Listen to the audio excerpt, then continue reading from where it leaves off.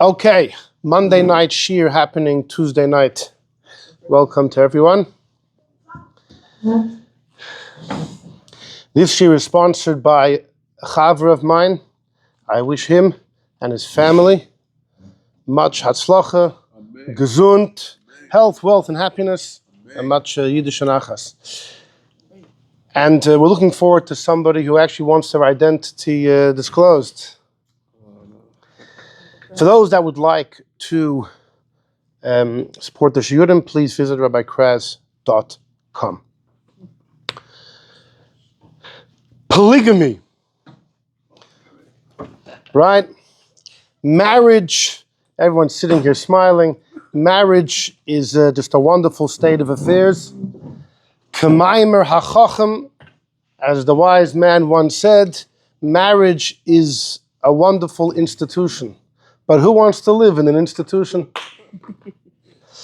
But the Gemorrah says in Yevamos that until someone has a wife, they're lacking in true simcha and bracha. The wife brings beautiful things, toiva, goodness and bracha and simcha, Torah, etc., etc. So the shaila is, if marriage is so blissful and so wonderful, so why do we limit it to one, right? The more the merrier, right? And as is well known, polygamy is biblically permitted. We find in the Chumash, Lemech in Parshas Bereshis has two wives. Lemech has two wives. What does Rashi write? This was the ways of the men of the Der HaMabel. It's not a very great endorsement of that particular activity. And Rashi says they would have two wives, one to build a family with, and the other for fun. And the one that was for fun, they would sterilize her so she would be unable to bear children, lest that affect her beauty. And she became the main wife. And the other one, Nebuch, was sitting in the corner and just the mother of the kids. So when you read that Rashi, it gives you a bit of an idea, not a raving endorsement for the activity of marrying two wives, at least not during the times of the Der HaMabel. This was their practice. Avraham Avinu marries two wives. In Parshas Lech Lecha, Hagar flees from the home. Parshas Vayera, she's thrown out of the home. Right? Yishmael and Yitzchak. Yishmael tried to kill Yitzchak, Mitzachek. It wasn't a very happy state of affairs. Yaakov marries two wives, and unfortunately the discord came to the point that unbelievable episode of the kidnapping of Yosef and the selling him as a slave. And the truth is, many things that happen in Golus till today are trying to rectify the sale of Yosef. So you'll say maybe that wasn't because Yaakov married two wives, but it was two sisters. It was two sisters, right? Torah says clearly that someone can't marry two sisters because there's going to be litzra, there's going to be, generally two wives are called soros zulazu. They're co-wives and they oppress each other. But particularly if they're sisters. And twins, if you say they're twins, right? And yeah. You move down the line, most people marry just one wife. Moshe Rabbeinu, there's a big debate if the Cushist woman mentioned in Ba'aloischa is in fact superior. There's a big debate. Rashi discusses the same woman, but according to some, he was a separate wife that Moshe picked up for himself when he was in Cush. While he was there, became king of Cush. So perhaps Aaron, we only know he had one wife, right? Elisheva, the sister of Nachshon. And Bechlal, people just had one wife. In Nach, the famous story, Elkanah has two wives, Chana and Penina. It did not end well. The Gemorrah says it's true, Penina l'shem shamayim niskavna. Penina had good intentions. She wanted to irk Chana, to really get under her skin, so Chana would daven, with her full heart to be zeicha to kids. But ultimately it backfired big time, and Penina's own children passed away. Through Gemorrah, Tanoim, Ameroyim, we pretty much only know about one wife per person. Rab Tarfon was a very wealthy man and a kohen. And at one point of time was a hunger. He was ma'aris, he betrothed a couple hundred women in order to feed them truma. And I'll get back to that. So that's one instance where somebody, forget about polygamy, it's either 1 or 300, it's like, once you're at it, you can't stop. No, chas v'shalom. No, hold on, but that's, Rabbi, what happened with Reb Tarfon is significant, as we'll get to. But otherwise, in Gemorrah, it seems like he was just one wife, Nonetheless, polygamy was mutter. Having multiple wives was mutter. In fact, there is a Gemorrah join me in number 7. Join me in number 7. Okay, it's 1 page of 3 with double-sided. Yeah, just to fool you. In number 7 is a Gemorrah in Yevamis, in the Mid-Samachs.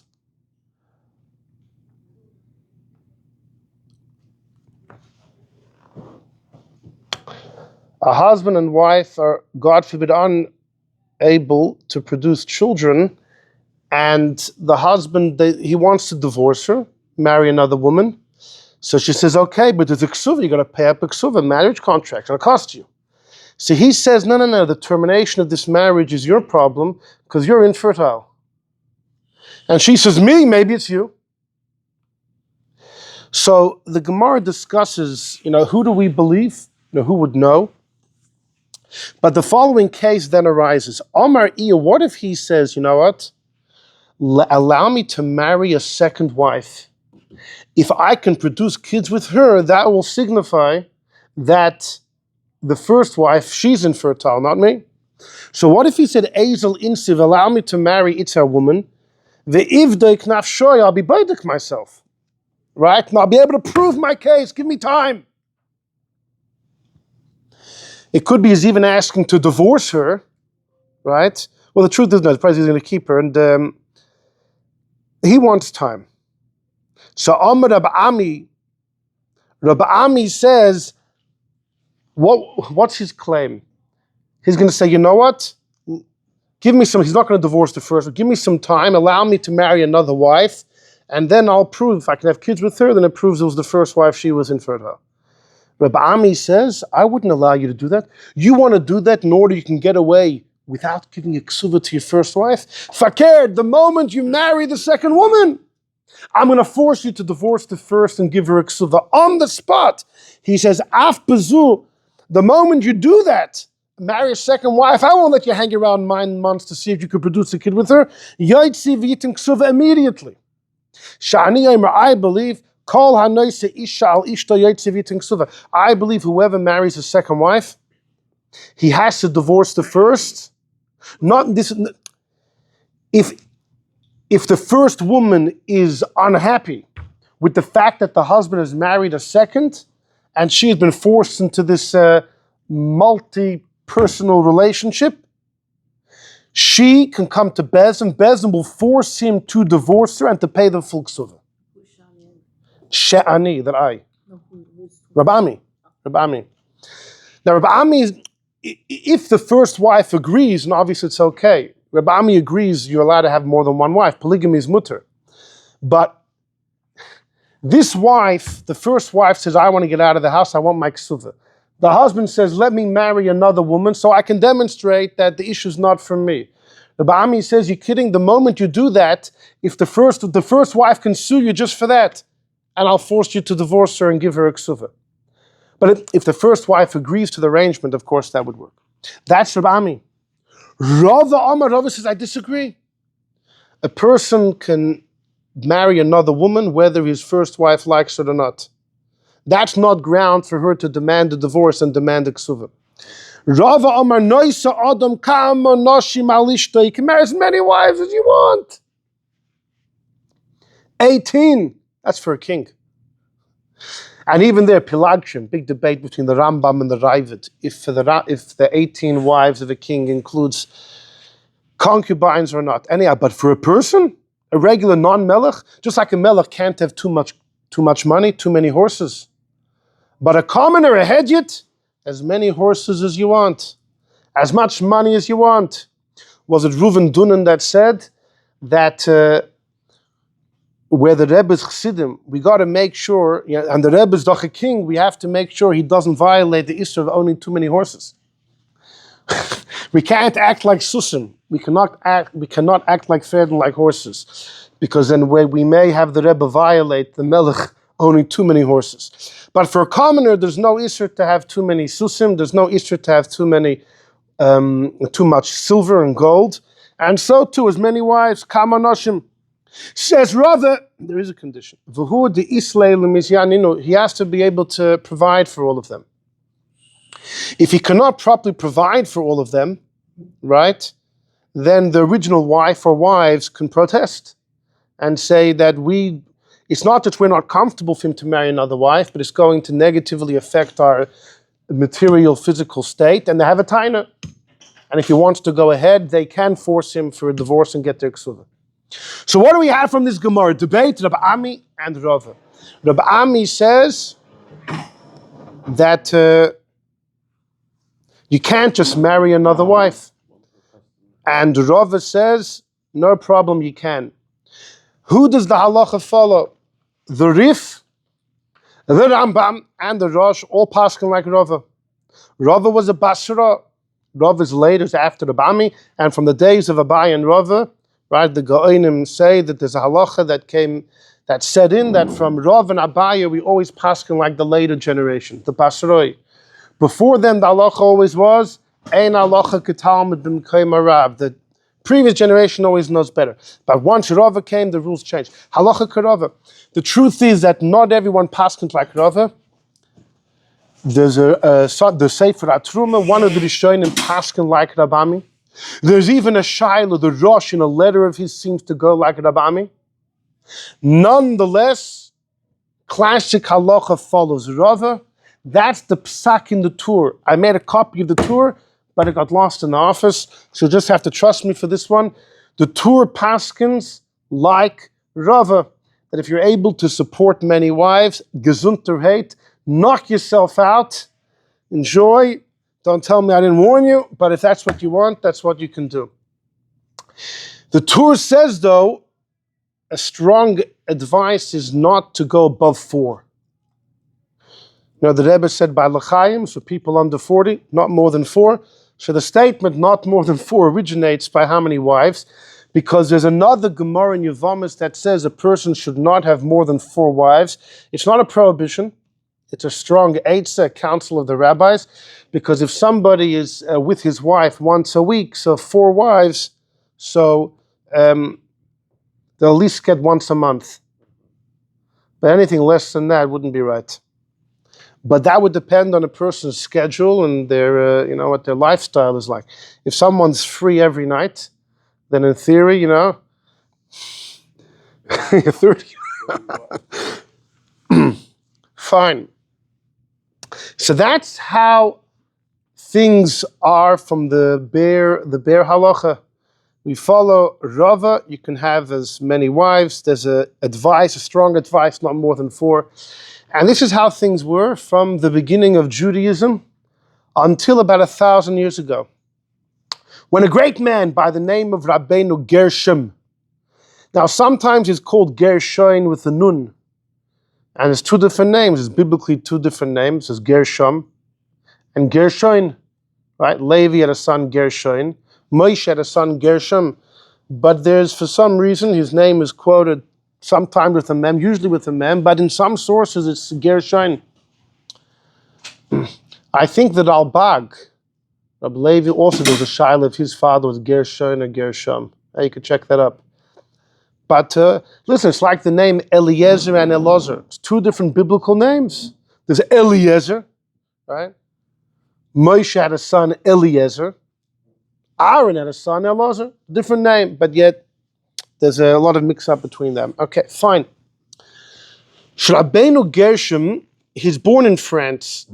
His roots are in Sarfas in France. Many believe Metz.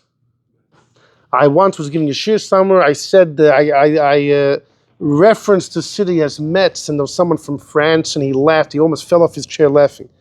It's not Metz, it's Metz.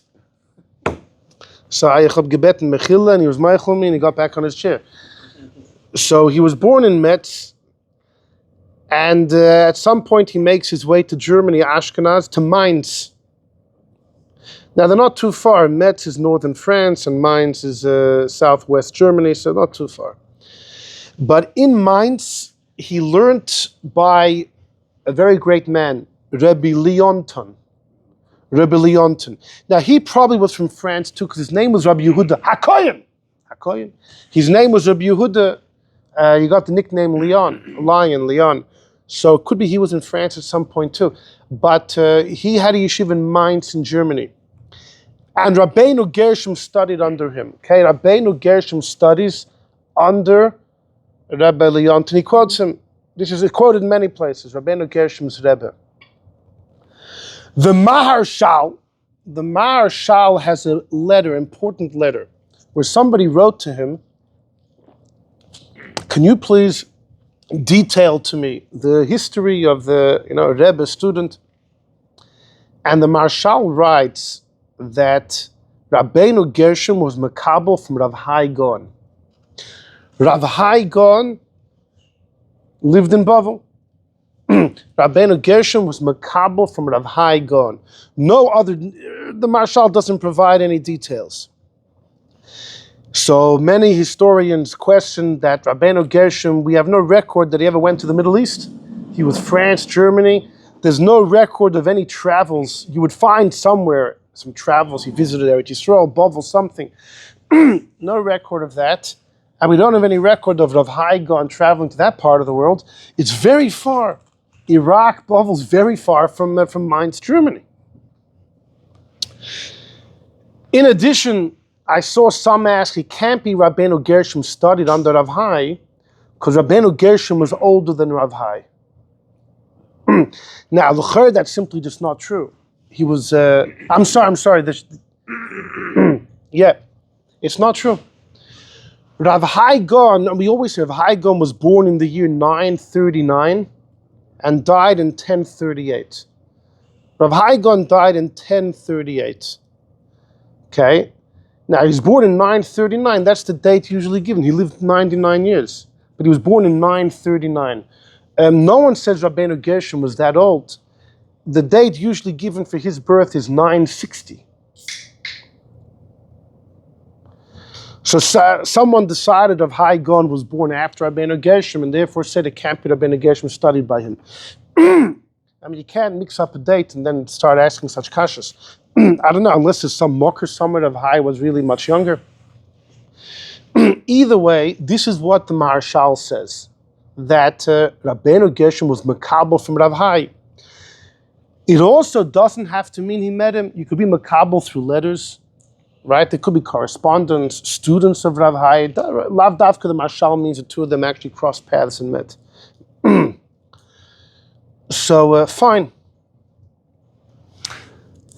If you look in number 2, this is the Seder HaDoros. The Seder HaDoros quotes from the Tzemach David, Reb David Gans, okay, student of the Ramah. Rav Chananel, Rabbeinu Chananel, Rav Nisim, were Rabboisiv shel Rabbeinu Gershom Mor HaGola. So he has Rabbeinu Gershom with the Vavnu and Gershon. And he says Rabbeinu Chananel and Rav Nisim were the Rebbes of Rabbeinu Gershom, which is also that's very difficult to accept. The Ravid in the Shalshelis HaKabbalah, the Ravid in the Seder HaKabbalah, I'm not sure what's going with my voice. The Ravid in the Seder HaKabbalah writes that the first generation of Rishonim, he calls them the Rabbanim. It was Rab Shmuel HaNagid in Spain, and Rabbeinu Chananel, and Rav Nisim Gaon, who were friends, who together headed a yeshiva in Tunisia, in Al Kairun. Rabbeinu Gershom was a generation before them. Rabbeinu Gershom passes away in the year 1040. That's what the Marshal writes in his letter. Others say it's meant to be 1028, whatever. But either way, Rabbeinu Gershom was definitely older than Rav Nisim Gaon and Rabbeinu Chananel. So the Tzemach David, who says that they were both the Rebbe's Rabbeinu Gershom, is a very difficult piece of information. It doesn't seem to be possible, must be a typo, I don't know. But either way, Rabbeinu Gershom ends up heading a major yeshiva in Mainz, Germany. Before then, he was a Malamed Tinoikis, he taught kids. Look at number 1. This is in the Tshuvas of Rabbeinu Gershom. Shamati, I heard from the name of Rabbeinu Gershom. Shehoya socher l'talmidim. At some point, Rabbeinu Gershom was, it seemed like he was teaching students, not when he was a big Rosh Yeshiva, but he was getting paid for teaching these students Torah. Nech l'shvuayim, he was sick for 2 weeks, or maybe more. V'nisrapi, he was healed. So he was getting paid for it. So I guess the parents said, you know what, when there's a man end, you got to stay 2 more weeks. Makeup. But he patted himself, he said, no, there's a Gemorrah in Kiddushin that if you buy an Evedivri and the guy's sick for half the time, too bad. The 6 years are up, the guy goes free. So Rabbeinu Gershom said, I was sick, that's part of the deal. I don't have to do makeup time, I still get paid. Now, this is not talking about when he ran the yeshiva. That was later when he succeeded possibly the same yeshiva of his Rebbe, Rabbi Leonton, the big yeshiva in Mainz. So Rabbeinu Gershom and his Bezdin famously made many takanos, many rules. Okay? You know, rabanim, bote dinim can make rules, but Rabbeinu Gershom didn't just make a takana. He laced it with a cherem. With a cherem. And we'll see just how serious that is, but it's very different when it's laced with a cherem versus if it's just a takana. Some of the famous rules that he made, if somebody was forced to convert to another religion, they converted under duress, and then they returned to Yiddishkeit, you can't belittle them. You can't make fun of them. You can't mention. If you do, it's under a cherem. It's interesting, after the First Crusade, Rashi also had to deal with this. Those Jews that stood firm in the face of these trials and tribulations, you know, when they saw their brethren who had succumbed and converted, and then when the coast was clear, they returned. The ones that stood firm had a hard time reaccepting their brethren, didn't want to marry into their families. And Rashi wrote a letter about how you have to accept them. You can't remind them of what happened. They were anusin, they were forced, etc. So Rabbeinu Gershom, earlier, prior to Rashi, he already made a cherem. You can't remind somebody. That was the whole story of Nadli, or that was... No, that was later. Rabbeinu Gershom has a rule, you can't read somebody else's mail, which Bapashtus was made for commerce, for businessmen, to allow them to hold on to their privacy. You can't exclude an individual from entering into a shul. Maybe temporarily, but not lo'elam. And 2 of his famous Chachamim, of course, have to do with marriage. One was one cannot divorce his wife against her will. Biblically, the Passuk says in this week's parsha, V'haya, if she's not moitzechein be'einav, if she's not moitzechein in his eyes, he can send her out. It's all totally on the husband. But whether she agrees, doesn't agree, wants it or not, the get can be just shoved into her hand. And the other cherem, of course, was against polygamy. If you have one wife, you can't marry another wife. Rabbeinu Gershom led this legendary yeshiva for a number of years.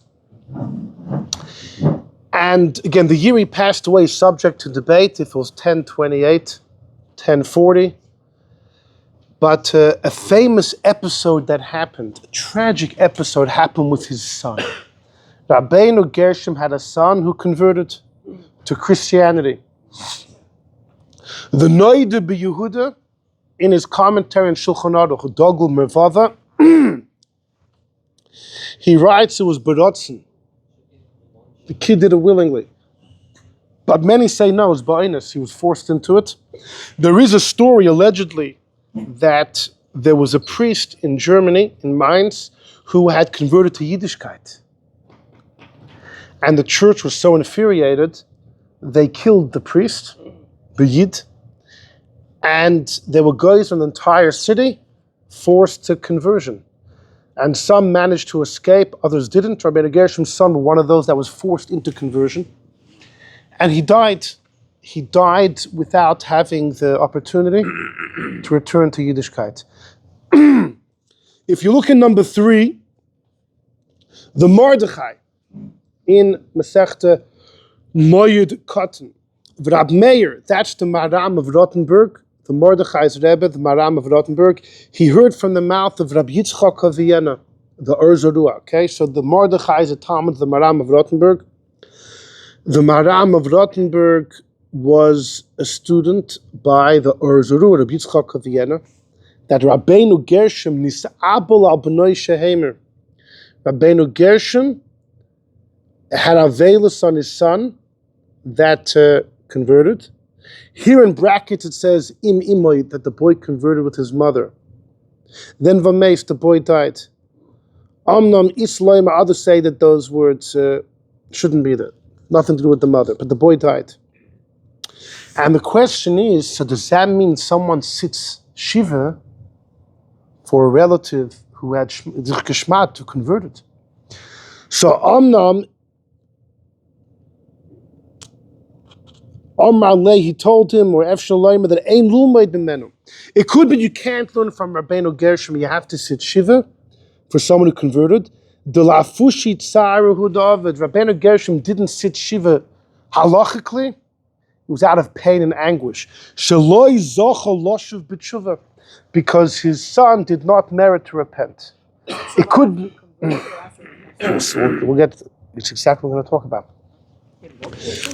It could be he had another son, yeah. But the Mordechai is saying that there's no raya halachically you sit shiva for someone who converted. Here was different, was out of pain. Now, it says here that his son wasn't zoiche to do tshuva.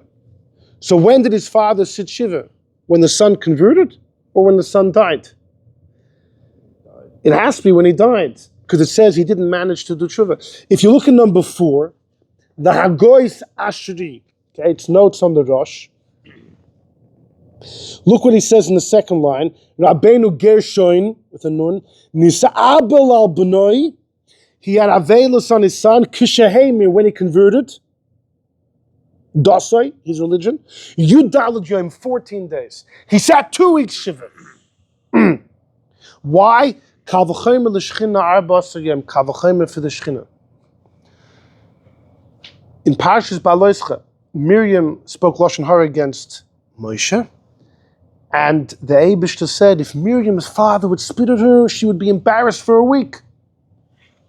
So she's going to be ashamed for a week. I'm upset at her. So Rashi quotes, the Gemorrah says, Rashi writes on Chumash, that if your father spits at you, you're embarrassed, you're ashamed for a week. God should be 2 weeks. We learn from there a rule: when you make a kal v'chomer, you can't derive any more than you have in the source material. So since you're learning from if a father spits, right? So for God, you can't add any more than how it is in the source material. Like Shechina, 14 days for Avelos. But in the Ashri, it sounds, not only he sat Shiva for 2 weeks, it sounds like Kishahemer. The Chachmas Adam, the Talmud of the Vilna Gaon, he writes this in Laws of Avelos. He says it's a big difference which one it was. If it happened when his son converted, like that Goy Sashri, right? So that's an Inyan to sit Shiva when someone converts. But when the guy dies, the halacha could be you don't sit Shiva on the death of someone who lived as a guy. When they convert, you sit Shiva. Like when many people became Chassidim, their family sat Shiva. Why can't you say both? But the Ashri says he sat 14 days, Kishahemer. He sat 21 days? No.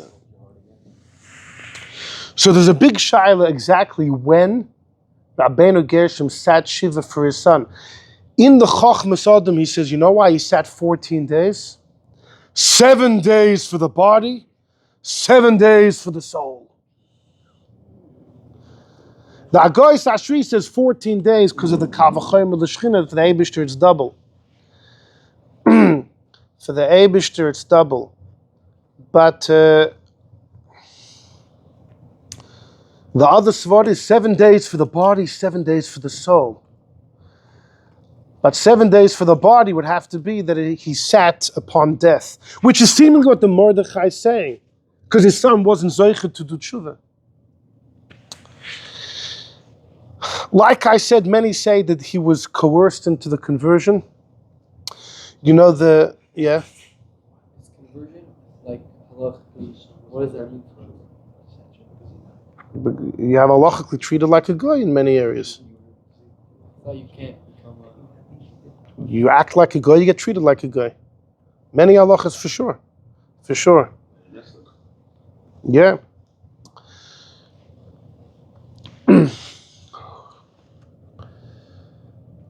Okay. Listen, we have the famous story of the Ramban and his son who allegedly converted. We have the crazy story we said years ago. The Ibn Ezra had a son, Rabbi Yitzchak, who also allegedly converted to Islam. Okay, Islam is different. The Rambam allows one to convert to Islam under duress, if your life's at stake, because it's not real Avodah Zarah. Rabbi Yitzchak Ibn Ezra wrote a letter where he says, when it comes to stories of Tanakh, you have stories of tzaddikim who seem to act with impropriety, and yet we twist our hands behind our back to defend them. But when it comes to me and my story, no one tries to defend me. I'm just condemned. No justification. No one wants to reach out and figure out why this happened. Right? He writes a poem. So, listen, if it was under duress, Islam, the Rambam holds his mutter, which was Shabsai Tzvi's defense as well. He was forced into it by the Sultan. So that's an episode that happened during Rabbeinu Gershom's lifetime. Very sad. In number 6, the Taz records in the Laws of Avelis, when Rabbeinu Gershom passed, he said 2 words. The last 2 words he said. Tzitzis chutz. Tzitzis chutz. What does that mean? Then he passed away, right? Tzitzis chutz, what does it mean? V'nechelku b'pirush tevarav. A big machlokes arose. What did he mean? Some say what he meant was that they have to remove the tzitzis from the talis. Right? A mace is not buried with kosher tzitzis. Whole mice with the Vilna Gaon, who wanted whatever. So he was saying, remove the tzitzis from the talis that you're going to bury him with, shouldn't have kosher tzitzis. Now, if you have no tzitzis at all, it's loyig l'rosh, you're scoffing the dead. So you put tzitzis, but make sure it's not kosher. The Yeshayim, what he meant was that the talis with the tzitzis should be outside the odin. So there's a big debate. You can imagine the last words that he said. These were the words that he said, and he passed away. Big debate. Tzitzis chutz. Does it mean that tzitzis should be off the talis, or maybe the talis with the tzitzis outside the odin? Okay. What? No,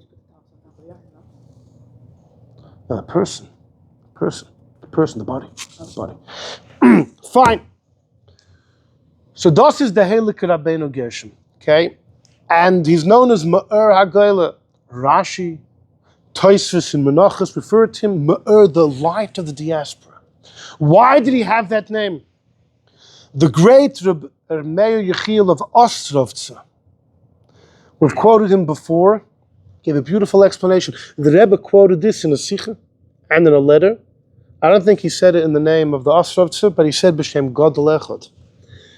We're in Golus, right? We're God's wife. The Yidden are God's wife. What if God has enough of us? He says, I could divorce you. You like it or not, the biblical law is a woman could be divorced against her will. Or I'll choose another nation along with you. So came Rabbeinu Gershom and said, no, it's all changed. You can't divorce a woman unless she agrees. And you can't just add another wife. So God stuck with us. We don't accept a divorce. He can't throw us out against our will. And he can't choose what? You can always come back and he can't make fun of us or not take it. Yeah, good. And he can't choose another nation to be the chosen people alongside us. So he gave us hope throughout the dark days of exile. He was Ma'er HaGoel, he brought light to the exile. The Ostrovtzer himself was once asked, okay, you know what, we'll get to it soon. If my voice holds out, I think I might... Running out of time. You might be in luck that we're going to have to end... I don't know what's going on. Okay. So again, Rabbeinu Gershom's two most famous takanos with the Cherem were not to marry more than one wife and not to divorce a wife against her will. Why do we have to listen to Rabbeinu Gershom? And what does it mean his takon is backed by a Cherem? So, there is a very interesting debate between the Rambam and the Sefer HaChinuch. If you look in number 8, the Sefer HaChinuch says last week in Shoftim, there's a mitzvah called Lo Sassur. You cannot stray from the words of the rabbis. So last week we discussed which mitzvahs, which instructions does that refer to. But I have a different question. Whose instructions are we talking about? Which rabbi's words are backed by the psukim of Lo Sassur, you can't stray, Vasis, you should follow them? So says the Sefer HaChinuch in number 8. This mitzvah applies to the great Bezdin in Yerushalayim. Men and women are bound by it. Everyone's mitzvah to do as they instruct. Ubichlal mitzvah is to hear, to listen, and to obey in all times. K'mitzvahs hashofet, like the judge. Who's that? HaChacham HaGadol asher yil beinenu b'zmanenu. Any time the greatest Chacham can be labeled the shofet, and like the Gemorrah says in Rosh Hashanah, you have to follow the judge of your days. Yiftach pedoirei kishmul b'doir, famous expression. The shofet in your days is the man you have to listen to. Yiftach is just like Shmuel. That Gemorrah, what does it mean? Yiftach in his time is like Shmuel in his time. What halacha does that teach us? Says the Chinuch, Yiftach is like the head of the Sanhedrin. Shemitzvah aleinu, to listen to Yiftach while he's alive, like by Shmuel. And look what he says. If someone violates this and doesn't listen to the eights of the Gedolim of the Dur, the greatest in Chachmas HaTorah, in anything they teach him, Mavatal Mitzvah Saseh. And there's a big punishment, because this is a pillar that everything relies on. Anyone who has any das will understand this. The Sefer HaChinuch holds in all generations, the chief Chacham, you have to follow him. The Rambam doesn't seem to agree to this. The Rambam says, Bezdin HaGadol shebi Yerushalayim. In fact, the Marganisa Tova, Levlev Samech, these are important Meforshim on the Rambam Sefer HaMitzvahs. They write, the Rambam holds, Lo Sassur only refers to the Bezdin HaGadol in Jerusalem. During the second Beis HaMikdash, yeah. But after that, the Batei Din in the times of the Gemorrah, or even the end of the Tanoim, there's no Lo, they're not backed up by Lo Sassur. The Torah does not back up what they say. It's not biblical to listen to them. There are some proofs, though, that the Rambam seems to hold. The Rambam in his Akdama to Yad HaChazakah seems to say that what was said in the Gemorrah does have the status of, would be backed up by Lo Sassur. So the Bilchanan Wasserman writes, he wrote a special kuntras called Divrei Sofrim on all the ins and outs and about the power of the Chachamim. And he says, he thinks, according to the Rambam, if all the Chachamim of the generation get together, they become like the Bezdin HaGadol of Yerushalayim. So Ravina Ravashi, when they made the Gemorrah, they were like the Bezdin HaGadol of Yerushalayim. Rabbi Yehuda Nasi, generations before, he and his contemporaries, when they got together to make the Mishnayos, they were like the Bezdin HaGadol Sheb Yerushalayim. So accordingly, the Rambam would say, it's not just, you don't have to be, in the Lishkas HaGazis, in the Beis HaMikdash in Jerusalem, but if all the Chachamim at any time come together, It's backed up by Lo Sassur. But even that's only all the Chachamim. Rabbeinu Gershom's Ashkenazi. The Sephardic rabbis weren't part of his convening. It's very hard to say, according to the Rambam, Rabbeinu Gershom would be backed up by Lo Sassur. According to the Sefer Achinuch, he would. What does the Rambam do with the Gemorrah in Rosh Hashanah? Yiftach Pedoire Kushmu Bedoire. The Rambam uses it for something else. For what? I'll tell you what.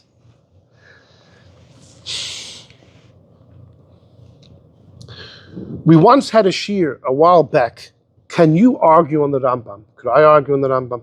The Rambam writes in the beginning of Hilchos Mamrim that whenever the Chachamim of a generation are interpreting Torah, their interpretation is true for that generation, right? And if you don't accept it, you're violating Lo Sassur, etc. But a bezdin of another generation can interpret the Torah differently. And they can come to a different conclusion. And they do not have to be greater than the first bezdin. There's a well-known Mishnah in Masechta Idiyos that the second bezdin has to be greater. B'chachmu b'minyan, wiser and larger in numbers. Says the Rambam, that's when they want to argue on an enactment, on a Exile, on a takanos, etc. Interpretation. Every generation is free to interpret as they see fit. Says the Rambam, where does he get it from? Yiftach b'doire kishmu b'doire. Every generation can interpret the way they understand.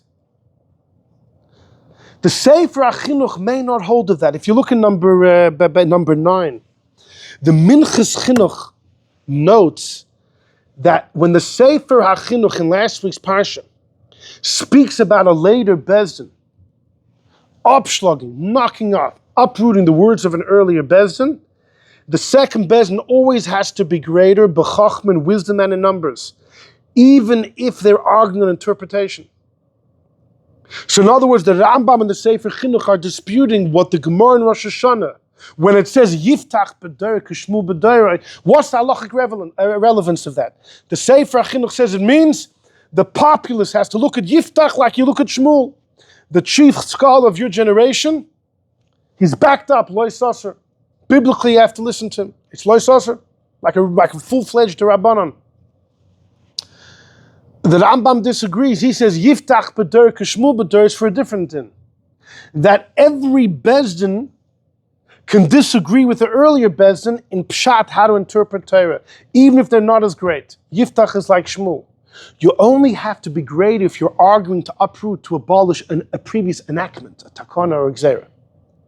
Right? So that's an interesting thing. So Rabbeinu Gershom's Cherem, according to the Rambam, even the Rabbi Chanan Wasserman, who says the Rambam agrees, it doesn't have to be the Bezdin HaGodol in Jerusalem. But Kol Chachmei Yisrael are backed up by Lo Sassur, Okay, but Rabbeinu Gershom's not Kol Chachmei Yisrael, it's only the Ashkenazim. But according to the Sefer HaChinuch, you would say Yiftach b'doire kishmu b'doire, be backed up. There is a third option. The Ramban believes Rabbeinu Gershom didn't just make a takana. He made a Cherem. You know what a Cherem means? It's a public oath. It's like a Shavua al Das Rabbim. It's an oath al Das Rabbim. He imposes on oath an entire community. It's biblical. A Cherem is d'oraisa. It's better than Lo Sassur. Lo Sassur means it's rabbinic, but it's backed up by the Chumash. The Ramban holds it's a public oath. A Cherem is a public oath. That's what a Cherem is. So you kind of have three viewpoints over here. The Rambam himself would say this is less than a regular Rabbanon is backed up by Lo Sassur. Not this is just a rabbi. It's not even a regular Rabbanon. The Sefer HaChinuch would say this is a real Rabbanon. Yiftach is like Shmuel. According to the Ramban, what Rabbanon? D'oraisa. Cherem. It's d'oraisa. Right? So there's three levels of how you can look at the power of Rabbeinu Gershom. There's a very important letter of the Chassam Sofer. Hear this. There's a famous, mentioned it last week, idea that the Taz gets credit for, even though it comes from Poskim before him. The Taz writes, anything which the Torah explicitly permits, mefurish, the Chachamim cannot come and forbid it.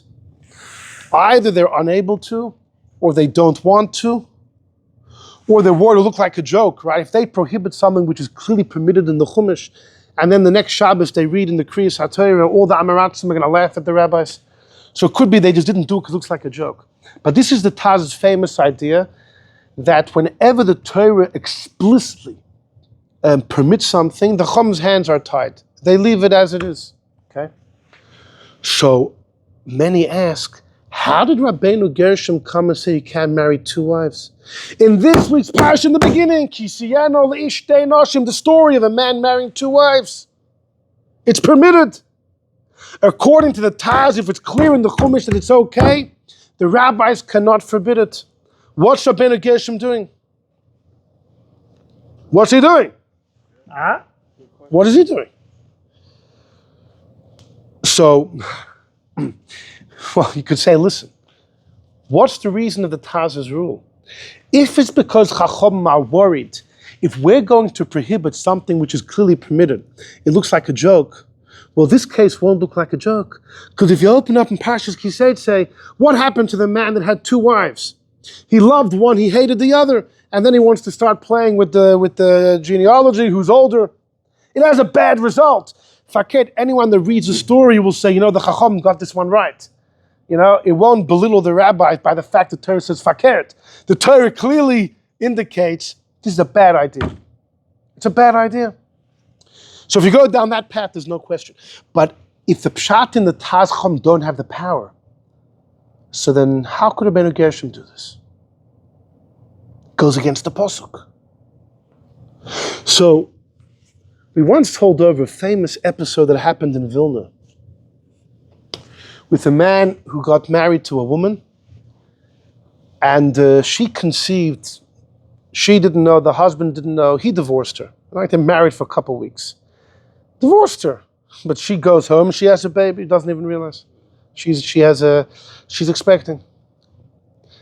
2 weeks later, this guy's already married to another wife. She conceives immediately as well.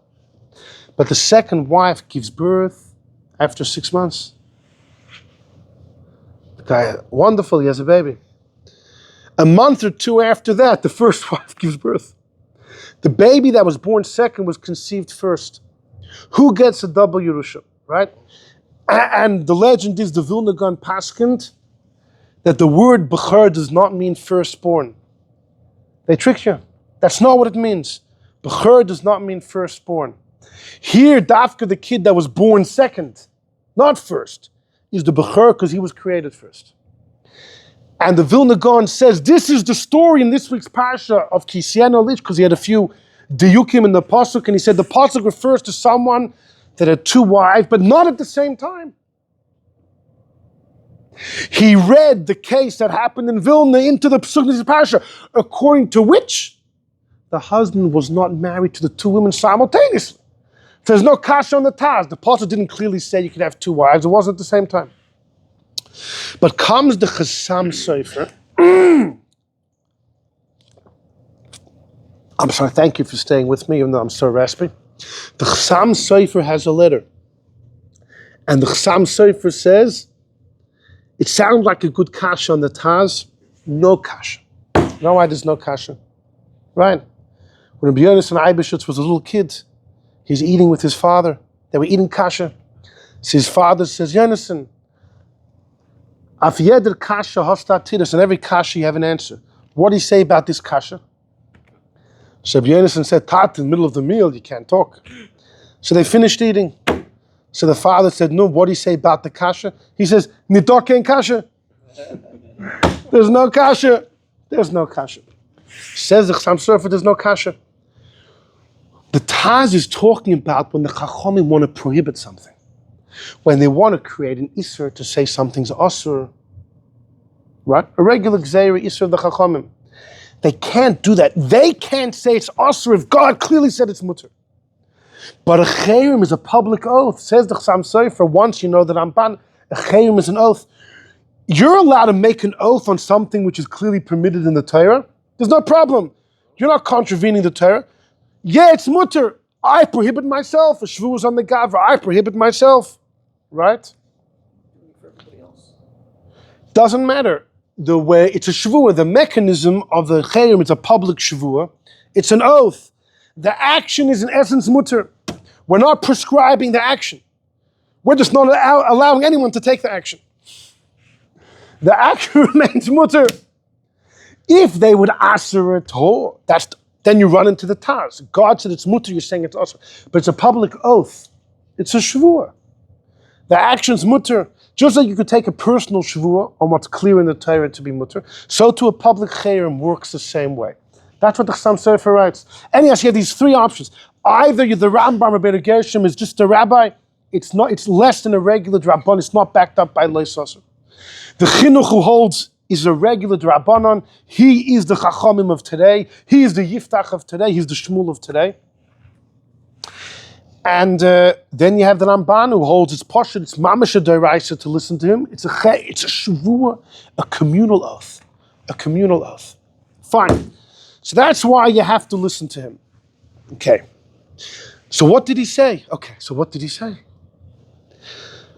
So you can't marry more than one wife. Why? Why did he decide so? Why did he make this rule? So there's the well-known story many kids read, the story of Rabbeinu Gershom with his two wives. L'chayra, the story never happened. There's no grain of truth in it at all.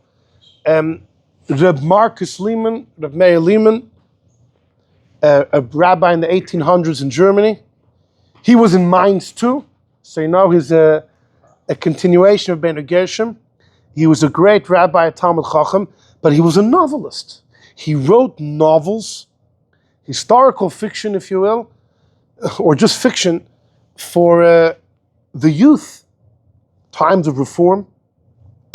The youth were going off. He had to write novels, interesting, intriguing stories with romance, with philosophy, and with, inspiring books of people fighting for their Yiddishkeit, for their belief, to inspire the youth. They were not historical books. They were never meant to be.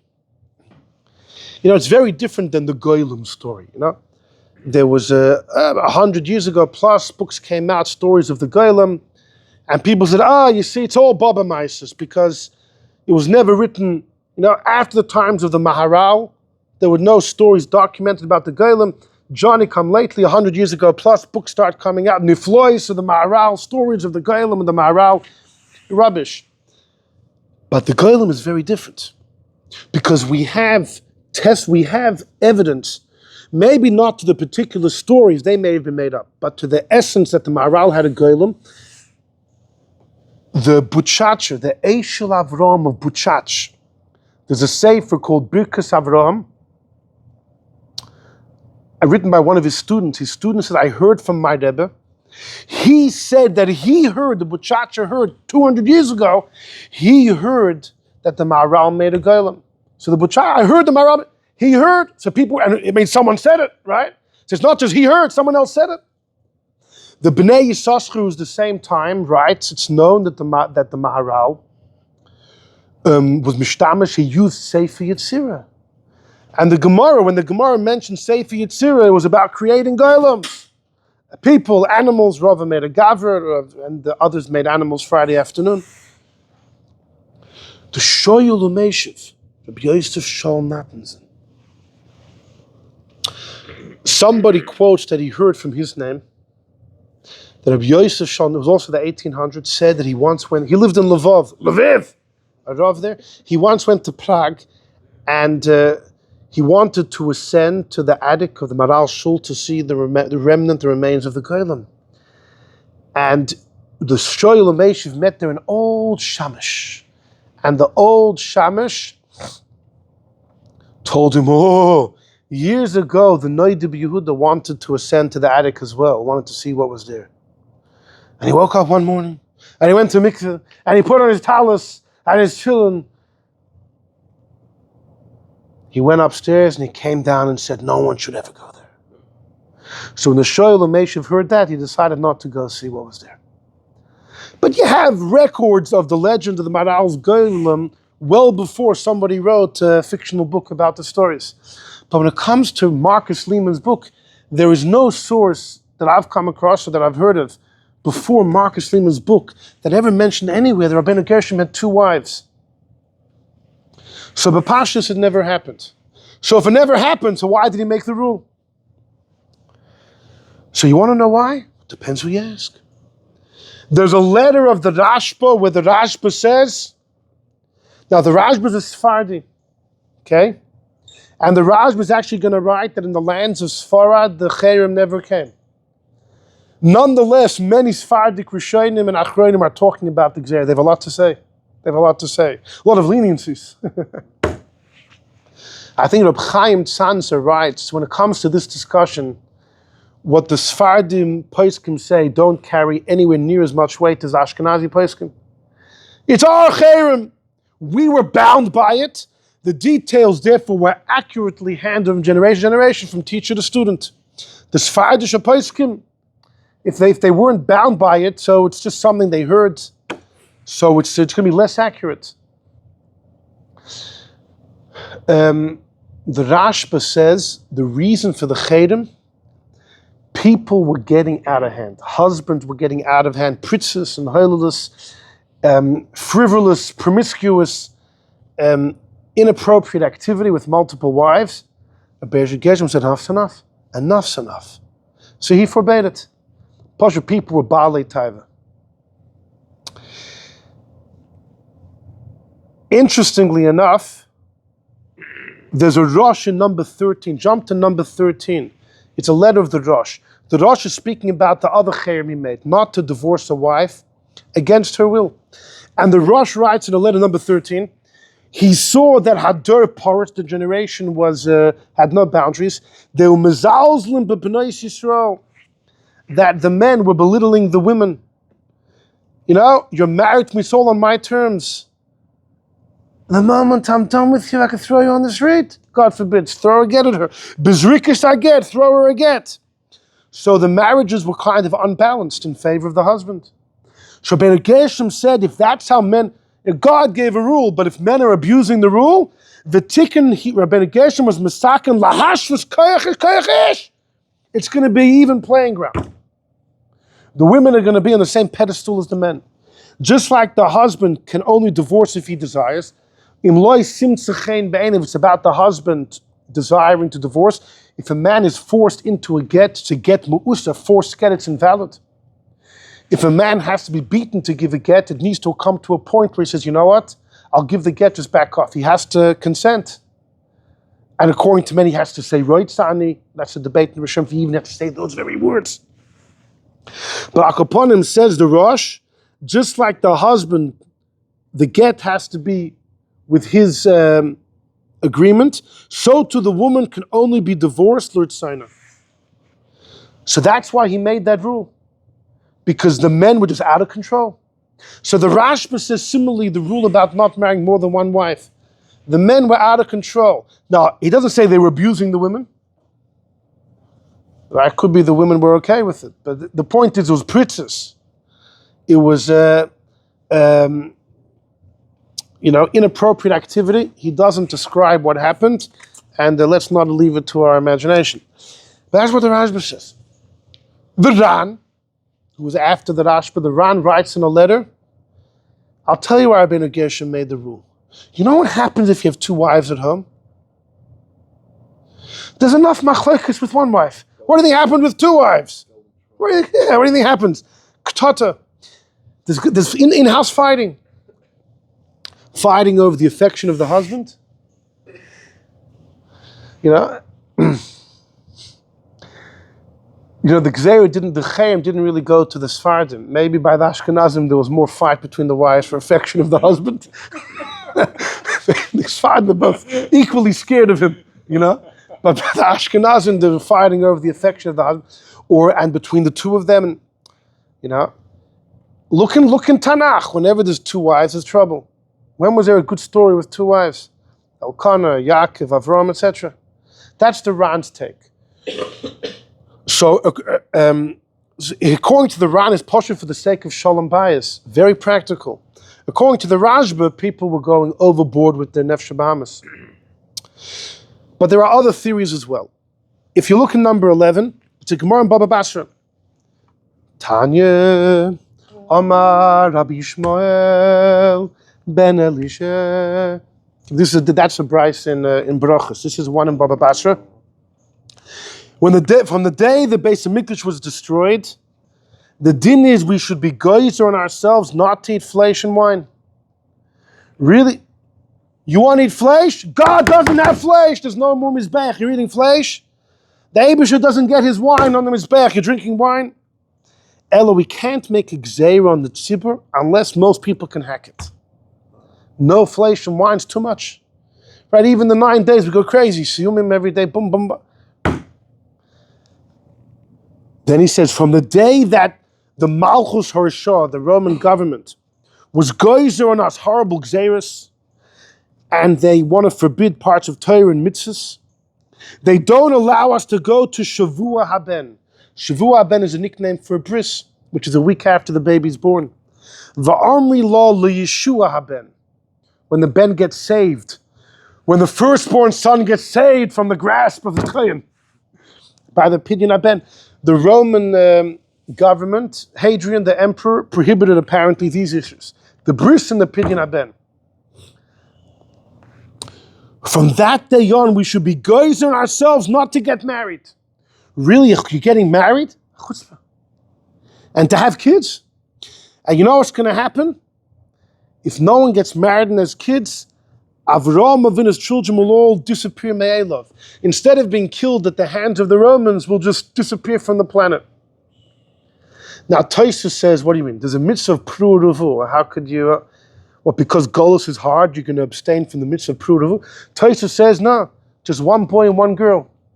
It's going to be like China. It's like one boy and one girl, you did pruruvu, that's it. Isn't there an idea during famine that you shouldn't have kids? So it's the same thing here, right? But if someone hasn't done the mitzvah of pruruvu, no, you do it. Pruruvu trumps that. No, You're saying with Tosfos. You're saying with Tosfos. Once they did pruruvu.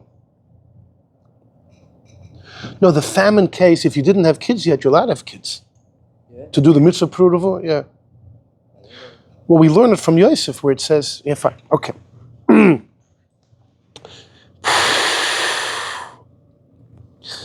So the Gemorrah says, really, that's what would happen. But hold on, if we made a rule you can't get married, who's going to listen to us? You had a rule, no kids. People are going to have kids. So leave the Jews. Better they should be shoygig and not deliberate. Better don't tell them about it than they're shoygig. Now, they're not really shoygig. If you don't tell them about it, there's no rule at all. But definitely better that way than make a gzeira and have nobody follow it. So some want to say, really, we shouldn't get married at all. We can't hack it, right? So, okay, one wife, but more than one wife? Really shouldn't have any. Be happy with one. More than one? No, Golos times. What are you partying with extra wives? Golos times. The Maram Padova, Rab Meir Katzenellenbregen, from Padua, he says, you know what this is all about? Even Rava in number 7 who allows someone to have multiple wives, but you have to be able to provide for all of them. You have to be able to provide for them. Rabbeinu Gershom saw in Golus, you can never be too sure what goes on in your bank account. Especially in the days of credit cards. Right? You know what the guy said? My wife lost her credit, my wife's credit card was stolen. A mazel. The Ghana will spend 1/10 of what she spends. Right? One wife is how many credit cards? 2 wives? 4 wives? You know how many credit cards? Says the Maram Padova, Rabbeinu Katzenellenbregen, that how can you be so sure you'll be able to provide amply, appropriately, properly, the way these women deserve? B'nai Yisrael have to be taken care of like princesses. They'll tell you all about it. So that's the shit to the Maram Padova, right? So that's another explanation.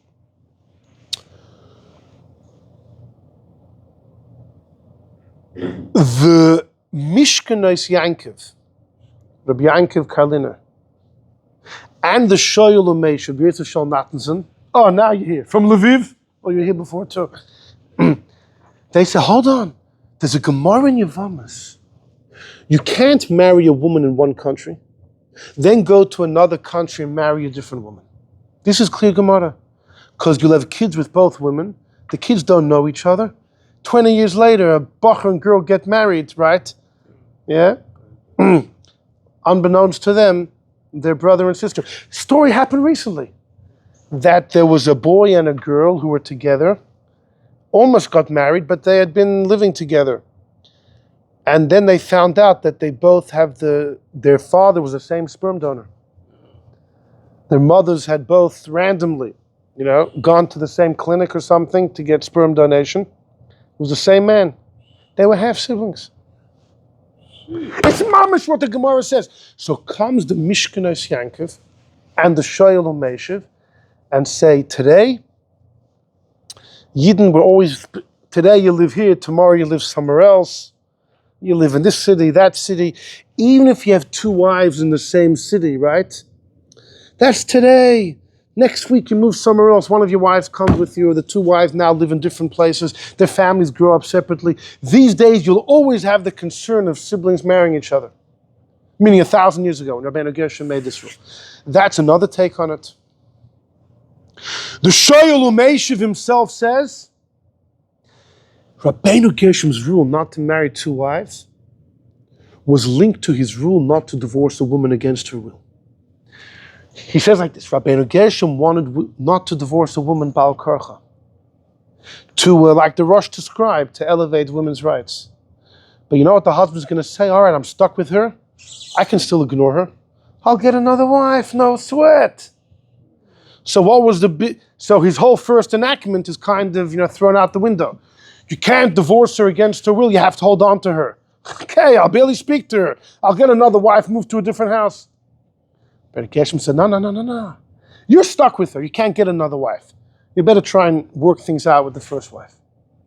So that's the take of the Shoyal Umeshiv. So the whole Exile of not marrying two wives was just to bolster, strengthen the first rule of not divorcing against her will. There are others who say just the opposite. He made a rule not to marry more than one wife. Right? To protect the first wife's rights. That can't just stop marrying more women. People say, all right, if I'm stuck with her, I'll just throw her out of the house. I'll give her a get bal karcha. No! She has to agree, right? So they split it, they said they swing it the other way. And then, of course, you have Rabbi Yaakov Emden. Rabbi Yaakov Emden says, in a famous letter, the Pilegesh letter, Rabbi Yaakov Emden is very pro bringing back the Pilegesh, the concubine. And Rabbi Yaakov Emden believes Rabbeinu Gershom never asked of concubine. It's only another wife. A concubine doesn't need any betrothal, according to most opinions. Rashi, some believe that a concubine has kiddushin, just no ksuva. But most Rishonim say that a concubine has no kiddushin at all. So says Rabbi Yaakov Emden, Rabbeinu Gershom is talking about two wives. A concubine, no problem. Rabbeinu Gershom's fine with it. And Rabbi Yaakov Emden really, he was interested in being matir the concubines. There's a difference. Well, okay, but concubine. Okay, that's the Rajba's take. Rabbi Yaakov Emden says that wasn't the reason. Rabbi Yaakov Emden says, you know what was the driving force, the motivation behind Rabbeinu Gershom's rule? Germany was a Christian kingdom. In Christianity, marriage is a sin. Celibacy should be celebrated. Abstain. But marriage is a sin. You're enough of a criminal with one wife. Two wives in the Christian kingdoms was mamish a capital crime. So Rabbeinu Gershom said, the Yidden, if we're going to have two wives, who knows what pogroms it's going to incite? It's a sakana. And Rabbi Yaakov Emden says, that's the reason. And that's why it didn't apply in the Sephardic Kehillas. Under Muslim rule, it's okay. It was only in Christendom. Germany, Italy, only in Christendom. And Rabbi Yaakov Emden says, but hold on. That means you're telling us we have to act like the goyim. One wife. You're forcing us to live like the Christians. He said it's okay because you're following the goyim passively. The issue is to actively do an active act like the goyim, but here it's passive. But he says the truth is, you're following the goyim. In Germany was sakana, you had to. But he says the moment you get out of Germany, even if you're an Ashkenazi, and you're living in a country where they're okay with it, it's off. Rabbeinu Gershom's fine. Right? And therefore, Pilegesh, which may have been okay even at the time in Germany, the issue was only to marry, so as far as the Christians, that could have always been okay. So that's Rabbi Yankiv Emden's take on the matter. It was a couple decades ago, a few modern Orthodox fellows wanted to make Rabbi Yaakov Emden's Pilegesh great again. And there was a hotline, 1-800-Pilegesh, and to allow single women to go to mikveh, etc., etc. And, okay. So these are, I don't know how many reasons we gave. We got 6, 7 reasons or something for why Rabbeinu Gershom made this rule. Okay. Rabbi Akiva Eger in number 10. A letter of Rabbi Akiva Eger. He has a debate with the Tzemach Tzedek. Not our Tzemach Tzedek, the earlier, Rabbi Menachem Mendel Kruchmal. In the 1600s, passed away 1661. So during the 1600s, he was from the greatest poskim of the generation. I think it was in Nikolsburg. Rabbi Menachem Mendel Kruchmal. And he lives through the Chmielnicki massacres. And after which, he had to deal with many aguna questions. He writes about them. But usually an aguna question is, the woman doesn't know where the husband is. You're dealing with a doraisa, ish, married woman wants to remarry. But he also had questions of Rabbeinu Gershom. A man came to him, I don't know what happened to my wife. I don't know what happened to my wife. Can I marry another woman? So you'd think this is much more lenient. This is, it's just Rabbeinu Gershom. He took it very seriously. He has one letter, I saw it a long time ago, but he was hesitant to allow this man to marry another woman. And in the end, it turned out that the first wife was still alive. And he says, Baruch Hashem, I didn't stumble, not in Aguna, didn't stumble in a Cherem Rabbeinu Gershom. He took it very seriously. And he went so far to paskin the following. If a man's married to a woman, and God forbid she loses her mind, she becomes insane. I mean, really insane, right? Not like, really insane. Right? Not that she went to the store and spent $100,000 on a dress. No. I mean, so are you allowed to marry another woman? What did Rabbeinu Gershom say in such a case? So, very important. Jump to number 5. Jump back to number 5 for a minute. This is from the Maharam of Rothenburg. Rab Meir of Rothenburg, one of the greatest of the Rishonim in Germany. So he's years after Rabbeinu Gershom. He's born almost 200 years after Rabbeinu Gershom passes away. But in the end of his tshuvas, he says, there's a cherem that Rabbeinu Gershom placed not to marry, a man can't marry 2 women. We're number 5, the second line, Ein lahatir elo b'meya anoshim. If you want to allow it, you need 100 rabbis. Begimu malchus from 3 different countries. Unyua. I tried finding what that place is. Wherever I searched, the only thing that came up was this tshuva. Lombardia, they say it's Lombardy in Italy, and Sarfas is France. So the first place must be where he lives in Germany, and Italy and France, which are all next to each other. You need 100 rabbanim, or 100 anoshim. It says here anoshim. The truth is, the Chassam Sofer has a letter. It doesn't have to be rabbanim. It doesn't have to be actual rabbis. Just talmidei people that know what they're doing. Talmidei chachamim, potential rabbis. Potential rabbis. What? From 3 countries. Gam lo yatir, and even then, ad sheyiru tam lahatir. Even then, they need to find a good reason to be matir. I will tell you, there's a big discussion in the poskim when there's obvious reason the Rabbeinu Gershom would allow. So do I say Rabbeinu Gershom wasn't geyser here? So it's mutter. Or do I say no, you always need the Meir Rabbanim? The first option is the Meir Rabbanim are needed when it's a cloudy case, a gray area. But if it's obvious that here Rabbeinu Gershom would allow it, then the Bezdin of the city could allow it. Or do I say no? The simple reading over here is even that you need A, a reason to be matter, and B, you still need 100 Rabbanim. The Bach was very machmir on always having the Meir Rabbanim. It's not so clear. There were others who wanted to say that in certain circumstances where it's so clear you don't need the Meir Rabbanim. That's only for gray. Did the Bach use the word rabbanim or נשים? A Rabbanim, pretty sure Rabbanim. Yeah. Others have the Lashon Chachamim. So it's either men, or Chachamim, or Rabbanim. So the Chassam Sofer says, it's all three. It has to be men, okay?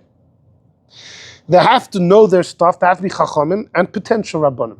Not active Rabbanim, potential Rabbanim. Now by the way, hold on, listen to this. A simple reading of this Ma'aram sounds like Rabbeinu Gershom himself gave the caveat of the 100 Meir Anoshim. It sounds like Rabbeinu Gershom himself, gave this loophole, this window for the Meir Rabbanim, 100 rabbis, to give the okay. Not so fast. Some believe this came from a later Bezdin. It only came from a later Bezdin. And this is highly significant. Because generally there's a rule, I mentioned before, the Rambam paskins clearly. If a Bezdin makes a takana or exera, a later Bezdin cannot argue unless they are greater b'chochma of minyan and wisdom and in numbers. So you can't uproot it. So if Rabbeinu Gershom's own Bezdin didn't give this caveat, this loophole, how could a later Bezdin do it? So that pushed many to say, must be Rabbeinu Gershom gave this loophole. The Nesivus HaMishpat believes, no, it could be a later Bezdin. They can't uproot unless they're greater. They're not uprooting. They're just making a loophole. Making a loophole, creating a loophole is not considered uprooting. And a later Bezdin can do it even if they're not as great. The truth is, I have a question for you. God said, blow shofar in Rosh Hashanah on Shabbos. And Chachamim can come and say, don't do it. Because they're worried. You might carry. If Chachamim can uproot a mitzvah d'oraisa, so why can't the Bezdin uproot the words of an earlier Bezdin? If Chachamim can uproot a d'oraisa, how could they not uproot the words of an earlier Bezdin? The Shagas Arya writes in his Turei Yevon on Megillah that originally, when the mitzvah of Megillah came, it was even on Shabbos. It was a later Bezdin that said, don't do it. How could a later Bezdin uproot an earlier Bezdin? If they're concerned that people violate an Aveira, they're allowed to do it. If they can do it on a Doraisa like Shofar and Lulav, they could do it on Megillah. So if they're worried, they could do it. The Chassam Sofer in his Chidushim on Megillah disagrees. The Chassam Sofer says, a Sanhedrin can uproot a Doraisa. They cannot uproot an enactment of an earlier Sanhedrin. In some ways, Rabbanons are more serious than Doraisas. So it's a fascinating debate between the Turei Yevon and the Chassam Sofer. Is that on Megillah? Because Megillah is one of the 7 original Rabbanim enactments, as opposed to other Rabbanim. No, he says, but on the other hand, you could say, Fakert, Megillah is from the Megillah itself, so it's considered Divrei Kabbalah. It's from the prophets, from the writings, which makes it similar to a Doraisa, which you would think makes it stronger. According to the Chassam Sofer Fakert, the more rabbinic it is, the stronger it is. Anyhow, so that's a big discussion. If Rabbeinu Gershom himself made this caveat, could a later Bezdin have done it or not? The Nesivus says they could because it's just creating a loophole. According to the Turei Yevon, they could if they felt that it was mamash necessary due to, prohibitions being violated. Anyhow, I mentioned there's a debate of Rabbi Akiva Eiger and Tzemach Tzedek. What's the debate? Someone's married. The first wife then, Pasha goes insane. And he gets a heter.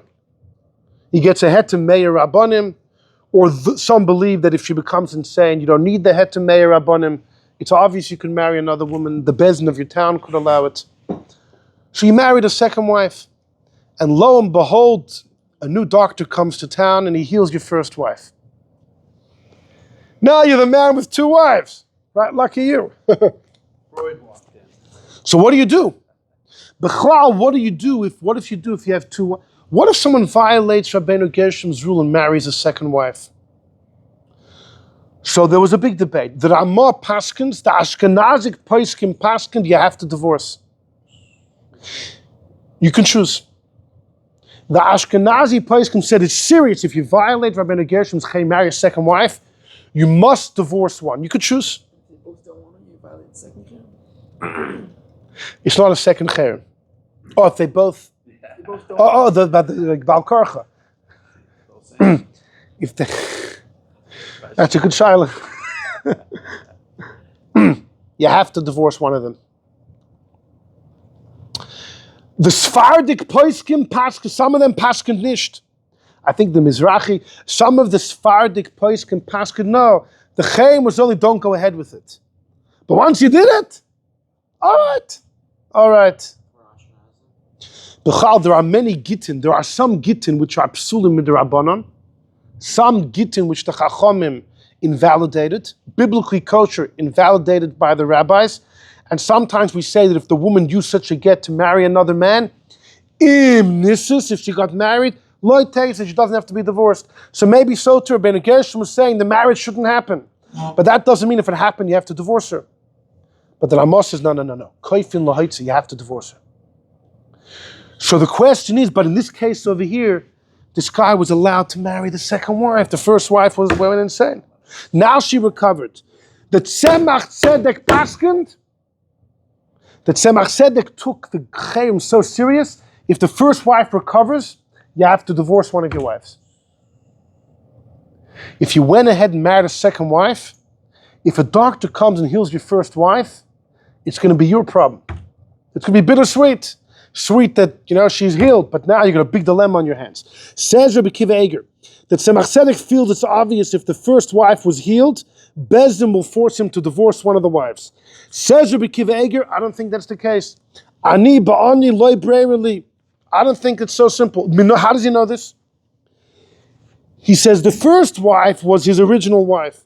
He married her beheter. And the second wife, he got the okay as well. I think he can keep them both. The Cherem, the Exile was you can't marry two wives. The Exile was an act of the marriage. Now the Mizrahi takes that so far to say that therefore once you did the act, you can keep both wives. The Ramah disagrees, you got a divorce. But that's if you violated the act. Here, the act wasn't violated. He did it beheter.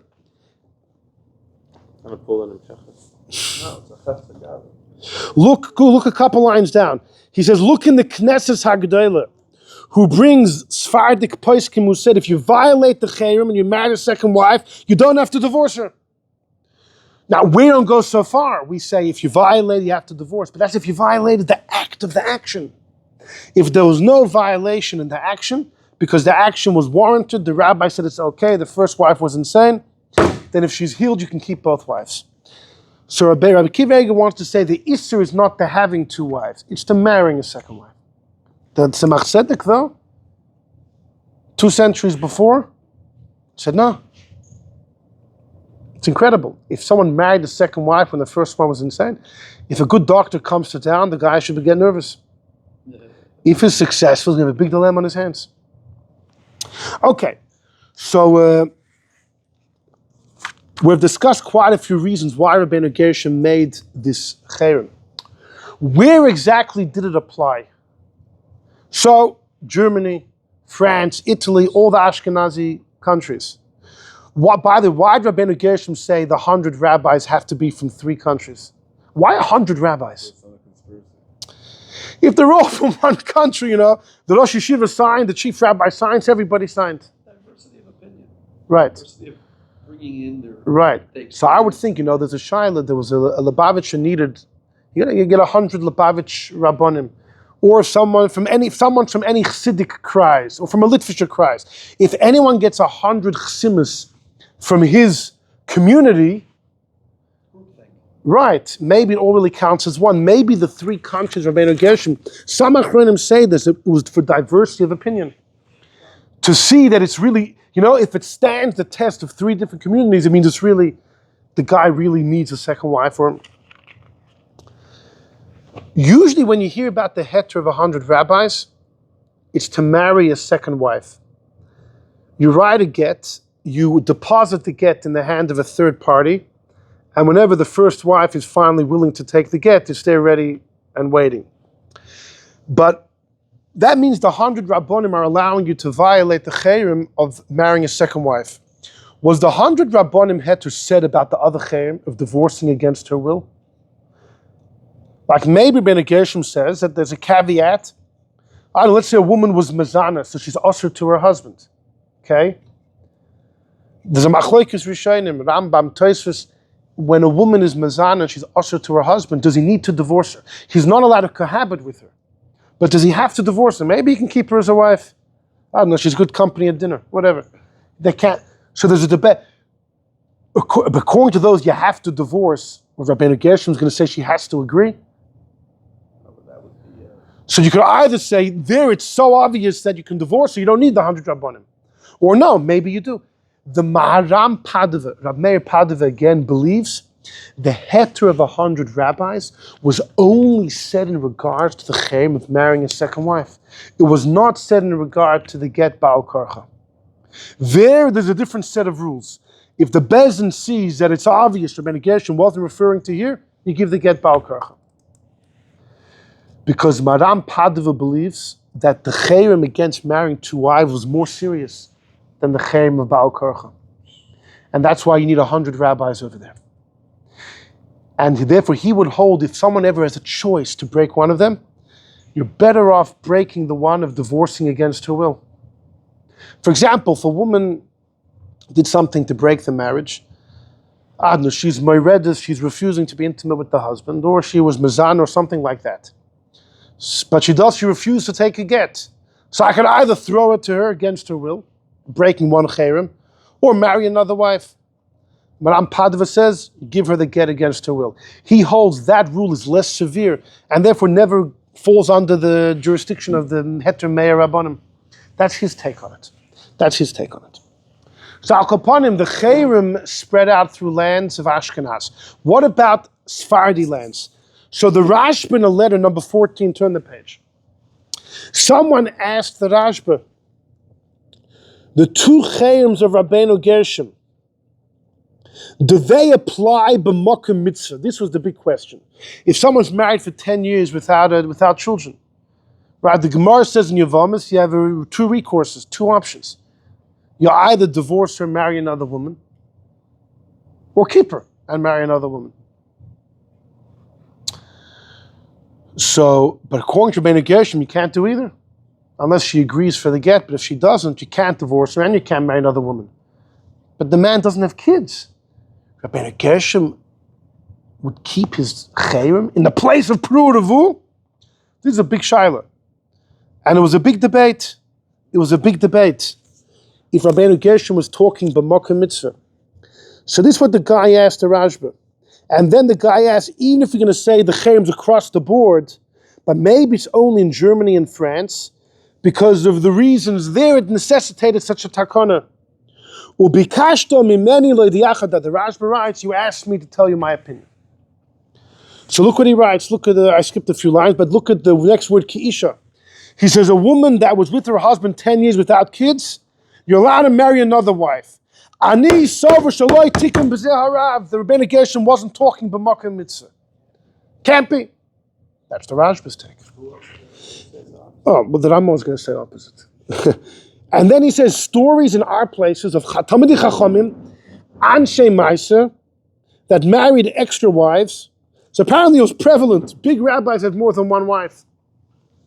V'loi choshesh adam, no one was ever concerned, because that takana did not reach our area. Also in the lands of Provence, which is next to Tzarfas. I didn't hear that it spread there. The Rashba is in Barcelona, northeast Spain. It's right near Provence. And Mir Tashem, if we go on that trip next year in the summer to Spain, Provence, and Italy, we will see exactly how far Provence, the cities of Provence, Montpellier, Narbonne, Lunel, Perpignan, etc., they're not too far from Barcelona at all. And the Rashba says here in Barcelona, the Cherem didn't come. Even Provence, which is not Sephardim, it didn't reach there either. It was really northern France and Germany and parts of Italy. The Mahar Shtam, Rab Shmuel di Medina, okay? So he was one of the big Sephardic poskim in the 1500s. Rab Shmuel di Medina.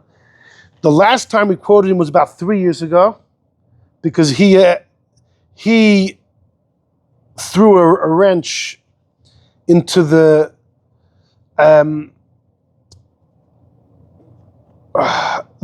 status of Kohanim, Bisman Hazeh. He really put it into a 50-50, and him, Rav Margolus stayed there. Once we mentioned that, it's been a couple of years since we brought them back. We brought back Rav Margolus 2 weeks ago, so I think it's time the Mar Shtam is allowed back into the base medrash. The Mar Shtam, Rav Shmuel di Medina, he writes, he paskins, the Cherem of marrying more than one wife never reached Spanish Jewry. But the Cherem not to divorce against her will, that's by us. That's by us. That's what Rav Shmuel di Medina holds. Sephardim are bound. Rabbi Yosef Cairo says not true. Rabbi Yosef Cairo says neither Cherem was accepted by the Sephardim, and Rabbi Ovadia Yosef was very strong on that. Interestingly, in Shulchan Aruch, Rabbi Yosef Cairo Shulchan Aruch, in the beginning of Even Ezra, he makes mention of Rabbeinu Gershom's Cherem of not more than one wife, and then he said it didn't spread everywhere, but he makes mention of it. Much later in Even Ezra, when he deals with the laws of divorce, he doesn't bring Rabbeinu Gershom's rule that you can't divorce against her will. Only the Ramah brings it. I had the Ramah on the other page in number 12. The Ramah says that everything Rabbi Yosef Cairo says that you could throw the getter against was Medina. But Rabbeinu Gershom was machrim not to divorce a woman against her will unless she's no longer keeping Judaism, God forbid. That's the Ramah. The Shulchan Aruch makes no mention.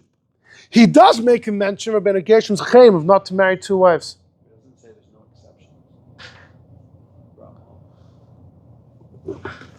exception. Well, yeah, but there's always exceptions. The Marshtam flips it and says, Fakert, the cherem which should be considered by the Sephardim is dafka the one not to divorce a woman against her will. But the Beis Yosef is chelik. That's as far as where it reached. What about the length of it? If you look at number 15, the Maharik, now that's not Rabbi Yosef Cairo, this is the Beis Yosef written by Rabbi Yosef Cairo, quoting Rabbi Yosef Kolon. Rabbi Yosef Kolon, 1420 to 1480, lived in Italy, the Maharik. He was also a Malamed Tanoikis, taught kids when he was younger, and then he became the famous Maharik. The Maharik writes, in the name of the Rashba, Shaloi hiskin Rabbeinu Gamliel ela ad soif elef echamishi. Rabbeinu Gamliel, sorry. Rabbeinu Gershom wasn't Masakin past the year 5000, 1240, about 200 years after Rabbeinu Gershom passed away. It only goes till there. The Beis Yosef brings from the Ma'arik, who quotes from the Rashba, who says Shamati, he heard. It stopped at 1240. 1240, it's all over, Red Rover. 1,000 years is also. No, that's no such thing as 1,000 years. No. It's nothing to do with 1,000 years. The Marshal, the Marshal, he disagrees with this. He says it's not true. The Marshal says if you look at the Maram in Rottenburg we saw in number 5. There's no mention anything about Elef HaChamishi. The Kol Boy, there are other works of Rishonim that quote the Cherem of Rabbeinu Gershom, and none of them mention this idea. You have a Sephardic, the Rashba. He heard from someone who was only till the end of Elef HaChamishi. Now the Rashba obviously heard from someone who's reliable, he wouldn't have quoted it otherwise. But none of the Ashkenazi sources say it. So the Marshal says he doesn't buy it. The Marshal says he doesn't buy this, but doesn't buy this Rashba. Now the Marshal's an Achron, how can you argue on the Rashba? There's a letter of the Noida B'Yehuda. Someone wrote to the Noida B'Yehuda in the laws of Nedarim, the Marshal wrote a halacha against the Rashba, who was 200 years before him. More. And the Noida Yehuda says, what?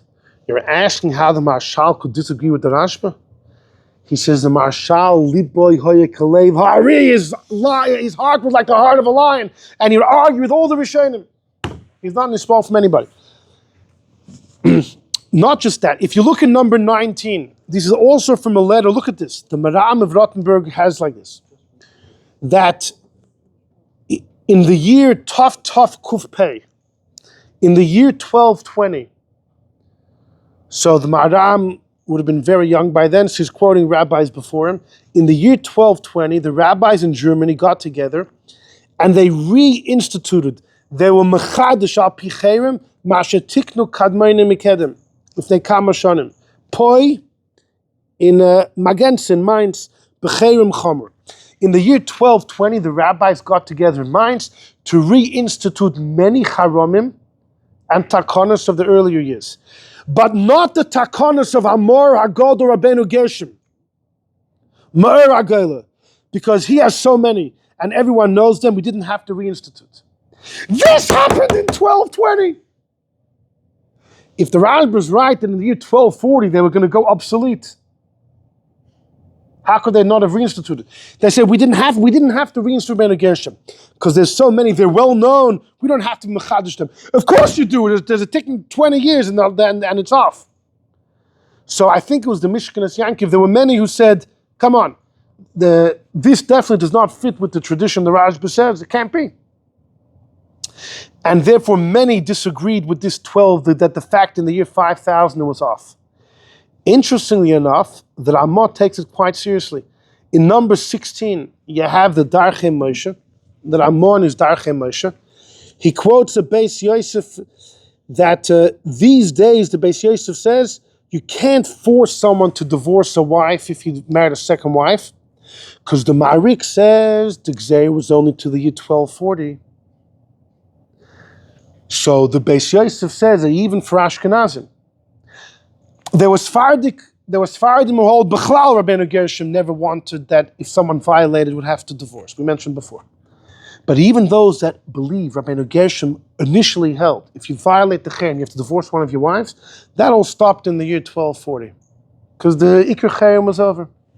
The Ramah says, Ein Noigin Kain. I don't buy this all the way.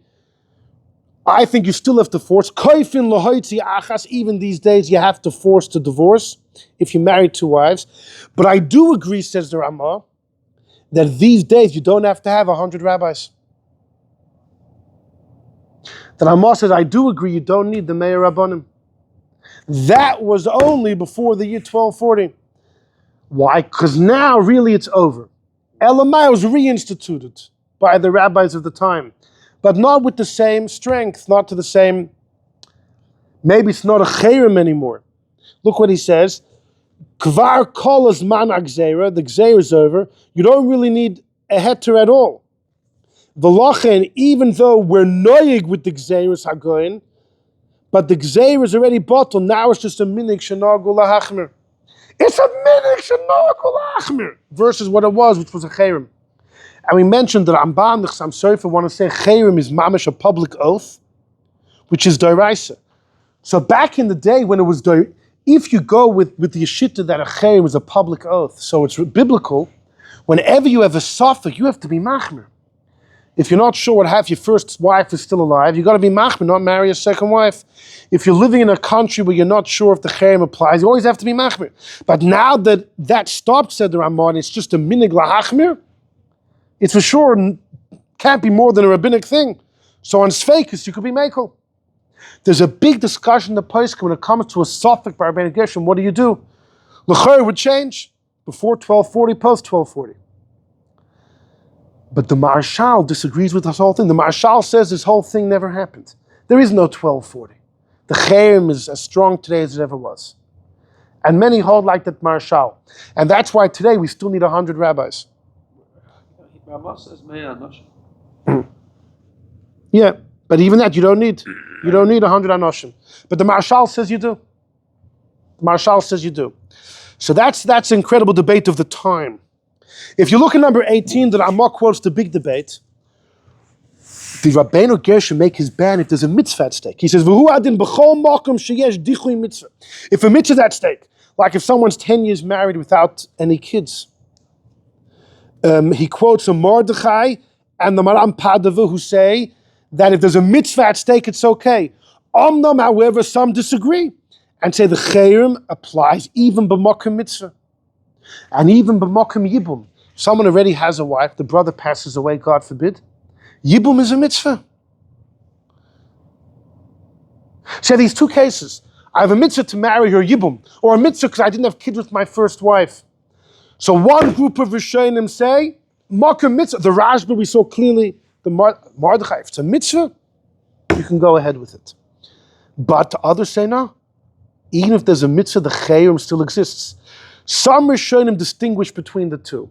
By yibum, you're allowed to marry her, because this specific woman was sent to you by God. Mishamayim hiknu aisaloi. There's a mitzvah to marry this specific woman. She's the Yavama. But in the case of having children, there's no specific woman God's telling you to marry. You just want to have kids. That doesn't warrant you to pick a woman and marry her. There are some Rishonim who make that distinction. 18, what's the Ramah saying here? Not giving you that some hold somewhere. Because 18, if it's the Ramah, it doesn't go along. Well, so the shaila is like this. Those who hold the Cherem exist b'makom mitzvah, would they allow you to get meir rabanim? That's the shaila. Meaning, those that hold that it doesn't exist b'makom mitzvah hold you don't need meir rabanim. There was no issur there. So how does meir rabanim fit with this mitzvah case? Those that hold there's no Cherem there. Why would you need 100 rabbis? There's no Cherem. The fact that I don't have kids is obvious. Those that say b'makom mitzvah the Cherem exists, would they allow meir rabanim? What is the Ramah hold? He says it's a minhag. He's bringing to right. So if he says it's a minhag, and you don't need the mayor anashim anymore. You would think that, right? You would think if today it's only a minhag, and so you're allowed to be mekel on a suffix. Whenever there's a debate, he would hold that. Because it's a debate. It's a debate of the place can be mekel. You know where he stands. He stands, and it's only a minhag. Yeah, maybe 100 rabbanim. He doesn't even say you need 100 anashim. Right. He doesn't bring it. 16, he says it's a minhag. You don't need a. 16. That's what he writes in the Darchei Moshe.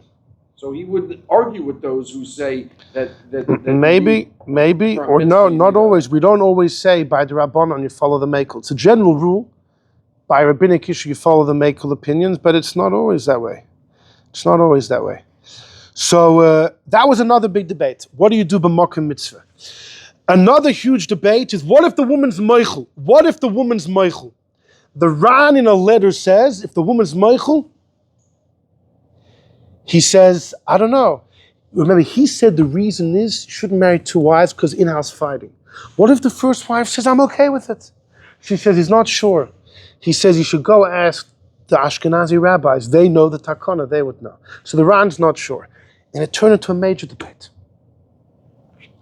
The Maharshach, one of the great 400, 500 Jews, one of the great Sephardic poskim, said the woman's meichel, it works. The woman's mechila works. The woman's mechila works. Because, that's what he said. The Ramah holds mechila doesn't work. So it remains a big debate if mechila works. So say, I don't know, maybe these days where it's only a minhag, her mechila would work. I don't think so.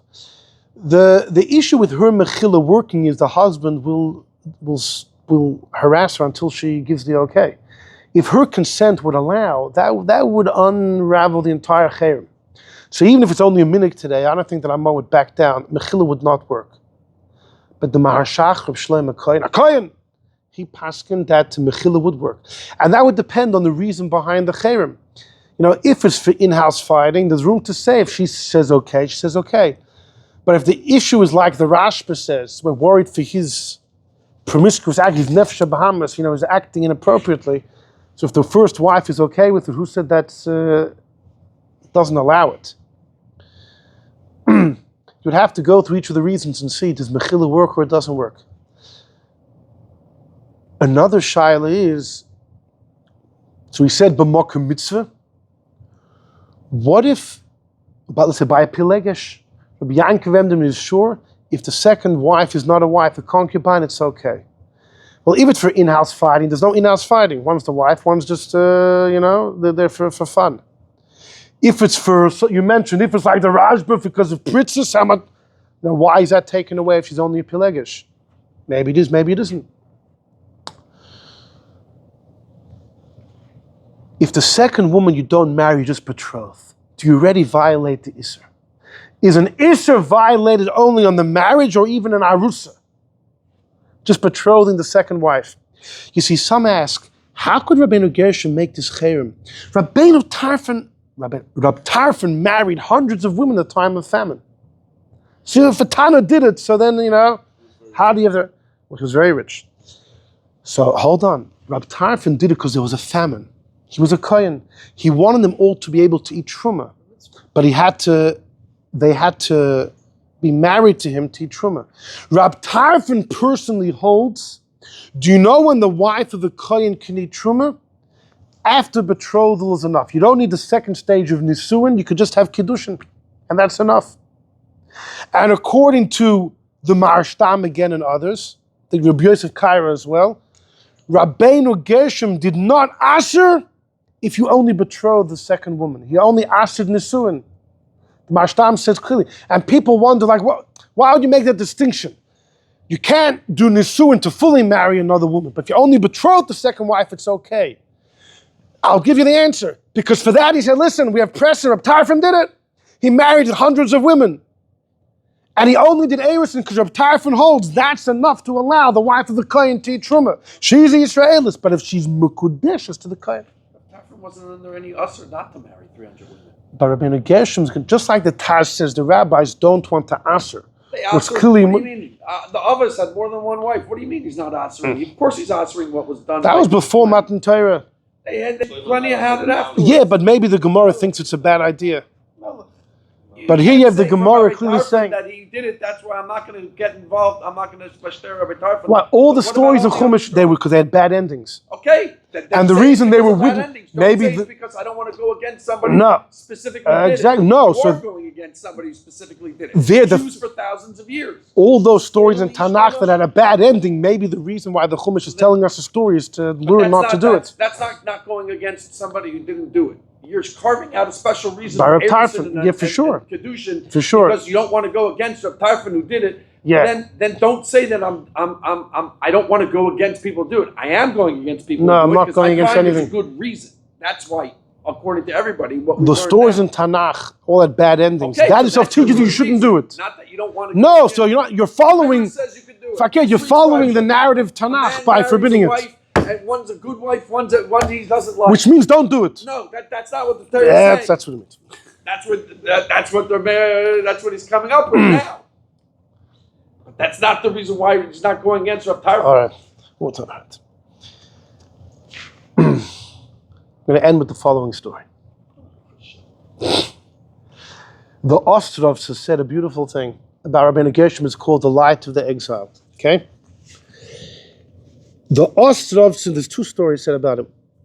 That at some point in time, somebody came with a document of Heter Meir Rabbanim. Could you please sign for me? And he said, how could I sign? I advocate that God is bound by the two Cherem of Rabbeinu Gershom. He can't get rid of us against our will, and he can't take another nation. If I sign a Heter Meir Rabbanim, then there's loopholes. You know what God's going to do? He'll knock on the door of 100 rabbis. You know, the Gemorrah says in Psachim, he told the Navi Hoshea, the Jews have sinned. Hoshea said, get rid of them. The Gemorrah in Shabbos, he told Avram and Yankov, the Jews have sinned. So they said, get rid of them. Only Yitzchak stood up for us. God will find 100 rabbis that'll say, get rid of the Jews. He said, I can't sign on such a cherem, on such a heter. The other version is that he was asked to sign on such a thing, and he said, listen, I'm a rabbi of my community. A rabbi to a community is like a wife to a husband. They're stuck with me. They can't fire me against my will, because Rabbeinu Gershom's cherem, and they can't just take another rabbi. But once they hear that I'm signing on Heter Meir Rabbanim, look at 100 rabbis and throw me out of here. Okay. All right. we will end our discussion over here. You didn't